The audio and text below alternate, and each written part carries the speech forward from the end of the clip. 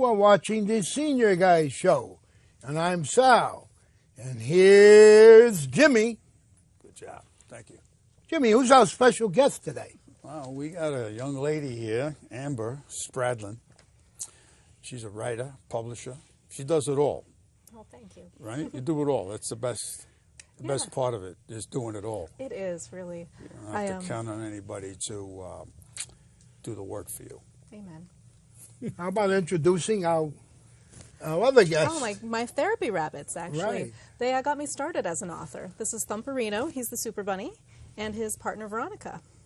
It looks like two bunnies have become one. They're madly in love. They go everywhere together. They go to libraries and schools where I read my book series and teach children that rabbits are very quiet, but their ears are very big, so they're terrific listeners, and then it helps get the story started for kids. Right, so the kids must love the idea that you come in with these rabbits. Yeah, and then I have the puppet here, too. Thumperino Superbunny. He's the character from the book.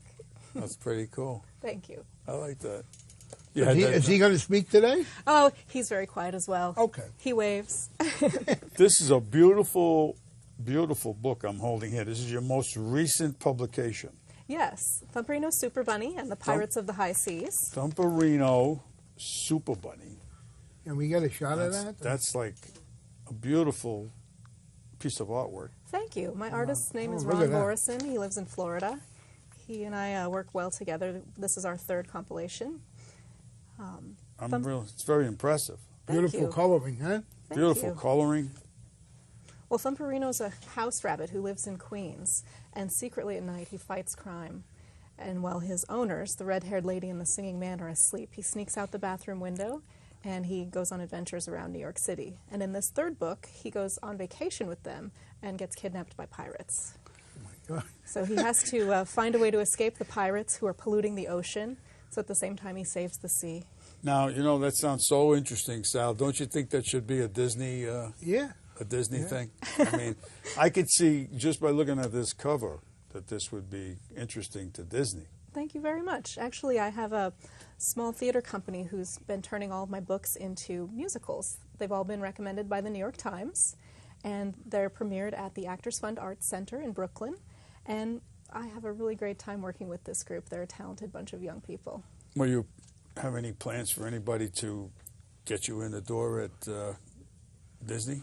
I'm hopeful all the time. I go to an arts presenters conference every January and try to meet more people, and I think now that my catalog of musicals and books has grown, that I'll be able to bridge that gap very soon. They should stop and take a look at you. Yeah, absolutely. Got some great stuff. Now, how many books do you have to your credit so far? Well, because I remember the last time you came on, you had a book. Yeah, I started with one, which was this one here, Thumperino Diary of a Super Bunny. Oh, my granddaughter loves that book. Oh, thank you. Oh, my God. Then the second one is Thumperino Superbunny and the Christmas Star Caper. Wow. And then I wrote the Thumperino Superbunny and the Pirates of the High Seas. And the Super Bunny books have taken off so well that I started another series for toddlers called A Cow Named Cow, which is about a little cow that has adventures in France. What beautiful books. Look at that. Thank you. Yeah. Look at that. I go to the Bologna Book Fair for children in Italy every year, and it's an international fair where all the book publishers and all the marketing people behind children's merchandising go to meet and make foreign deals and make ideas for new stories. It's like the Sundance of movie, producers. Yeah, of children's things, yes. Yeah. And actually this year I decided that as an independent publisher, I've learned enough that I wanted to be able to branch out into international markets.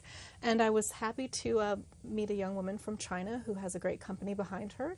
And all of my books are now coming out in Chinese. Oh, that's what I was just going to ask you. That's great. Yeah, so Yeah. Latin, Yeah. you can have a Latin market. I could, yes. We're starting with Chinese. I read the books in English, and someone in China reads them in Chinese. Wow. And then children in China can learn English, and children in America can learn I Chinese. think that's wonderful. It's Even gonna in be Italian, in Italy, wherever. Right? Yeah, that's great. Yeah. That's great. Yeah, thank you. Really, that's good news. Yeah.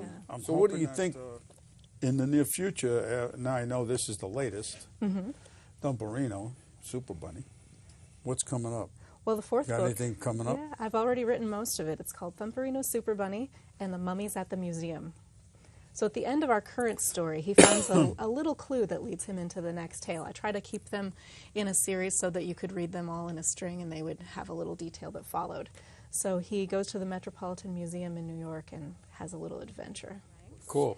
I was just And so this year I decided, with my Grammy membership, why not, do my audiobooks myself? And I was fortunate enough to have them submitted this year for Grammy Awards. So in February, when great news. Wow. ceremony comes out, I'll have my, like I said, my paws crossed, waiting for. Well, you better give me a call. Let me know. This way we don't miss it. Exactly. There's so much that can be done here, with this whole book. I mean, you could have inclusive CDs.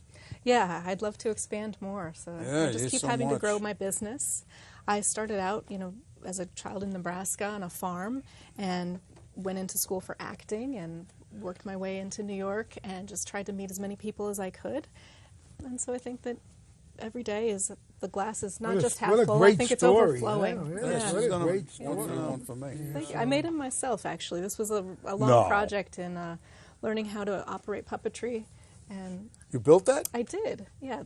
Not only do I bring the rabbits to my readings, but I also bring the puppet, and God just bless having you. You are so a little talented. element from the story to kind of get the kids involved while you're reading. He's She It's is been a so great tool. talented. It's unbelievable, huh? Well, I told my mom when I went to college for acting that I was going to use every little bit of my education for the Don't rest of my waste it. life. Yeah, don't waste it. Whether it was learning how to do sets, whether it was changing light bulbs, sewing costumes, making puppets, writing books, and I have done just that. I've used Well, every you're a bit great of my education. go-getter. That puppet, Really. puppet would be a ventriloquist. You could be a He could be, ventriloquist. yeah. Yeah, just make the little mouth move here. Yeah. There's more pictures of him at my website. So, Hocksout.com. want to give you a website again I do, fast, please? yeah. We're going to Okay. be running out of time, and I Sure. want everybody to get in touch with you. It's www.hocksout.com. Okay, thank you so much for being on our show. You're welcome. It's been Thank an you. honor. Thank you again. Thank You're you. the Nice best. to Okay. be on the show with you guys today. All right. Thank you.